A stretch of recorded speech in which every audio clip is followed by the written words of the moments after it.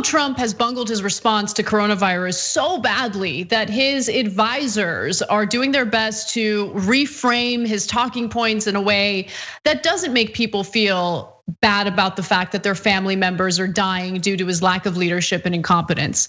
So the Trump camp's goal, according to the Washington Post, is to convince Americans that they can live with the virus, that schools should reopen, professional sports should return, a vaccine is likely to arrive by the end of the year, and the economy will continue to improve. Basically, just tell people anything and everything to make them feel better, when in reality, coronavirus is surging in most states, and we have now lost 130,000 Americans when it didn't need to be this bad. With the proper planning, with the proper leadership, we could have prevented all of these, not all of these, but a lot of these people from dying. White House officials also hope Americans will grow numb to the escalating death toll and learn to accept tens of thousands of new cases a day. So one individual, a campaign or former administration official, I should say, told the Washington Post, they're of the belief that people will get over it, or if we stop highlighting it, the base will move on and the public will learn to accept 50,000 to 100,000 new coronavirus cases a day. But honestly, this has been a losing strategy for Trump. In fact, a Gallup poll released Thursday of last week found a new high of 65% of Americans saying that the coronavirus situation is getting worse, and that's up from 48% just the week before. Cenk. Yeah, so a current senior administration official said, quote, Americans will, quote, live with the virus being a threat, end quote. Okay, so basically they're saying live with it, or in this case, die with it. And we're not going to do anything. It's unbelievable. So now, oftentimes the press will say, well, that's Donald Trump, but remember, he's an aberration. The rest of the Republicans are just wonderful people. These establishment folks that are our friends, right?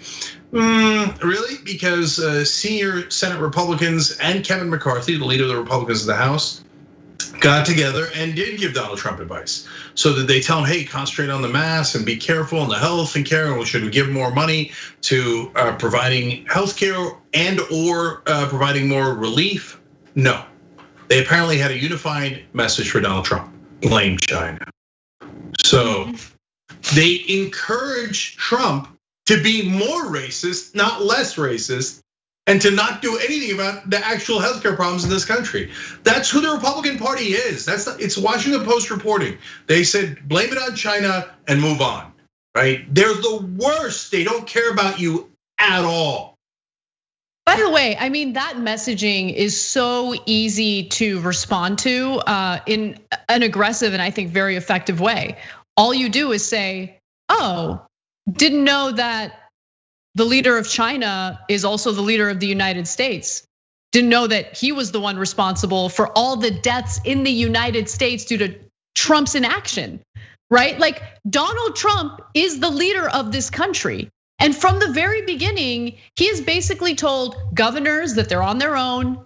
He's downplayed the severity of this virus, and the fish rots from the head down, as we know. And to make matters worse, you have all these pool parties and beach parties over the 4th of July weekend where people were not social distancing and were also rubbing up against each other as this pandemic continues on. So let's take a look at that. There are also pictures coming out of, for example, Missouri at the Lake of the Ozarks, and at least 2 restaurants here showing images of people coming together here. We should point out that there's no statewide requirement there for people to wear masks. And then finally, I do want to show you these pictures that have come out of a party, a so-called sandbar party at one lake in southwest Michigan. And in there, you can clearly see partygoers. They appear to be clustered together in close proximity.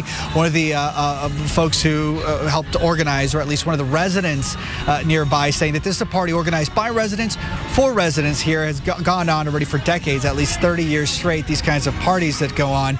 We also heard a little while ago from authorities there, local health officials, saying they were actually aware of this since it tends to happen every year. I gotta be honest, those parties looked really fun, but super irresponsible. And You have to do the right thing. Please don't go to these parties. Please socially distance, because it's not just about you if you're young and healthy. It's about who you're likely to spread this virus to. And by the way, just to give you a few numbers, hospitalizations continue to rise at a record pace. The number of intensive care unit patients with confirmed infections is up 63% over the last 3 weeks. Cenk. Yeah. In every state that they had those wild parties, Missouri, Wisconsin, and Michigan, coronavirus cases are peaking. So not connected to those parties. I'm saying they were already peaking, then they have the parties, and then we'll see if the parties made it worse. But part of the reason is you have somebody blaring from the bully pulpit, masks are no big deal. And just last week, he said it will disappear. Don't worry, coronavirus will disappear.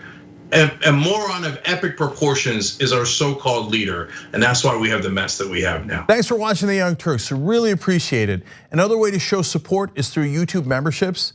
You'll get to interact with us more. There's live chat emojis, badges. You've got emojis of me, Anna, John, JR. So those are super fun. But you also get playback of our exclusive member-only shows and specials right after they air. So all of that, all you gotta do is click that join button right underneath the video. Thank you.